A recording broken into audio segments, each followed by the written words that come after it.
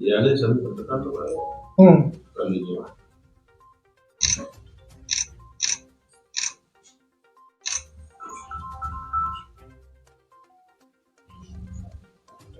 सत्य ही ब्रह्म है, बाकी सब माया है।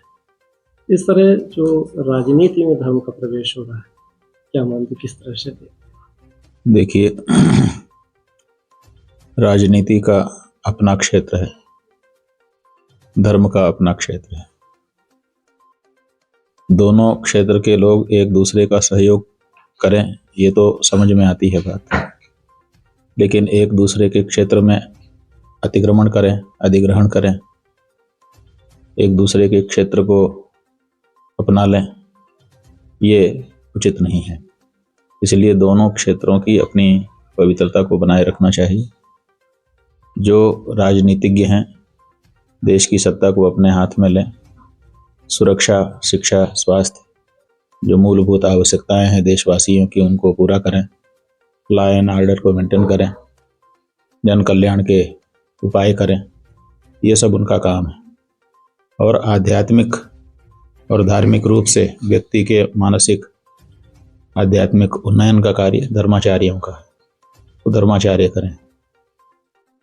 हमेशा देश में जब भी किसी प्रकार के संकट है, आदिकाल से जिसमें मार्गदर्शन किया, ऐसा बीच बीच में मार्गदर्शन कुछ राजनीतिज्ञों मार्गदर्शन अभी भी करते हैं। अब समस्या ये हो गई है कि जो राजनीतिज्ञ पहले धर्माचार्यों के पास आते थे तो वो मार्गदर्शन लेने के लिए आते थे।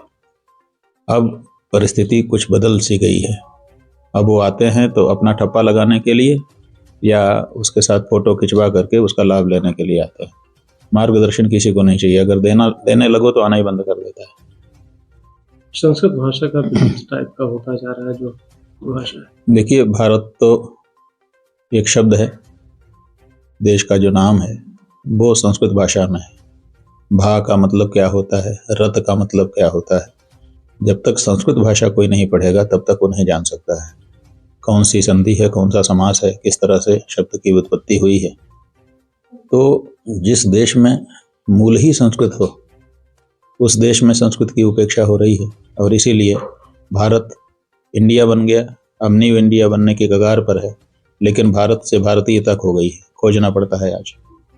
इसलिए भारत में भारतीयता को अगर बचा के रखना है, उसको संवर्धित करना है और उसका लाभ लेना है, तो भारत को संस्कृत भाषा का फिर से अध्ययन अध्यापन शुरू करना पड़ेगा। देश की जनता राजनीतिज्ञों को कुछ हासिल क्या कहना चाहिए? राजनीतिज्ञ सक्षम हो और भारत की भारतीयता को वो समझें और समझ करके तदनुरूप व्यवस्था बनाएं, यही हम कहना चाहेंगे।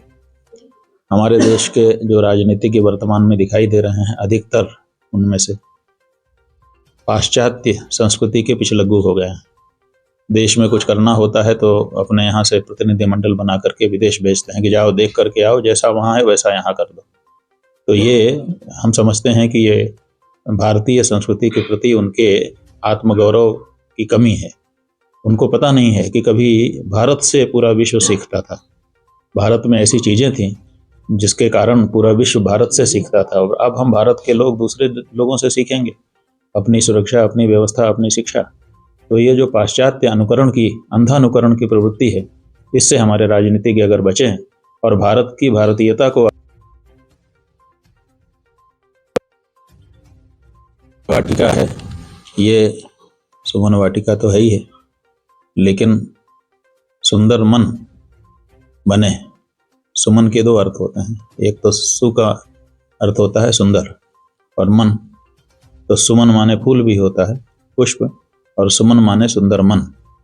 तो ये जो सुमन वाटिका है, पहले से सुमन वाटिका थी, पुष्प वाटिका थी, बहुत सारी बगीचा यहाँ मिश्रा जी ने, अभय मिश्रा जी ने लगा रखा था। फिर उन्होंने यहाँ पर माता सर्वमंगला का आह्वान किया, जगत गुरु शंकराचार्य जी महाराज को बुलाया। इससे ये जो स्थान है ये सुंदर मन बनाने वाली वाटिका भी बन गया है। तो हम समझते हैं कि यहाँ लोगों को आना चाहिए, आकर के मन कैसे सुंदर बने इसके बारे में अध्ययन करना चाहिए और उसका लाभ लेना चाहिए। आपका आगमन हुआ, क्या कार्यक्रम था? देखिए, हम पहले यहाँ पर प्रतिष्ठा के समय में भी आए थे, बाद में भी आए थे। उसके बाद पीठाभिषेक होने के बाद हमारा यहाँ आना नहीं हो सका था, तो हम यहाँ से मध्य प्रदेश जा रहे हैं। वहाँ जबलपुर में जगत गुरुकुलम का निर्माण हो रहा है, उसका कार्य आरंभ करेंगे। तो उसके लिए यहाँ से जाना हो रहा था, तो हमने सोचा कि 1.5 वर्ष हो गए हैं, इसी बीच में अभय मिश्रा जी के सुपुत्र का विवाह भी हो गया, उनको संतान की प्राप्ति भी हो गई और हम लोग नहीं आ पाए थे। उनकी भी इच्छा थी, हमने भी सोचा कि उनके यहाँ चलना चाहिए, तो हम